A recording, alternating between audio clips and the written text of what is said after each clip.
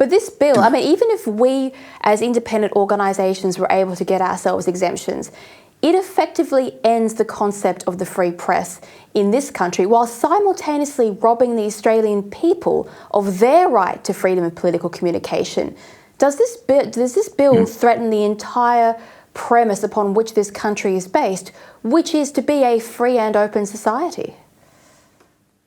I can't see it any other way. I'd like to see someone make the argument the other way. I haven't seen one that makes any sense. Well, I think absolutely. You made a good point there a second ago when you talked about the politicians, particularly the Liberals, being frightened and cowards when they're in office, and that's because they're frightened of the press. So we have this strange scenario where our politicians are frightened of the press, the press are frightened of the politicians, and so we have two levels of cowards that are both running the show, and that is leading to genuinely terrible politics.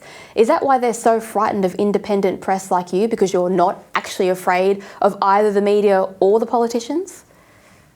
Because you're not controllable, because you're not part of their little clique. So, I scratch your back, you scratch mine. That's the kind of relationship they have, and we saw that again through COVID, and we've seen it for so long. So, of course, here they're taking care of each other. And who's the biggest threat to both of those?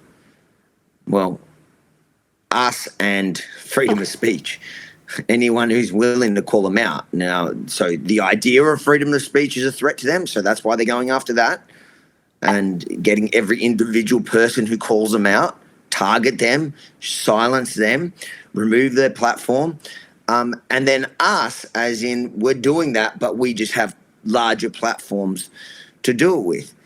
Well, you're so right. I mean, it is frightening for Australia, I think for the country.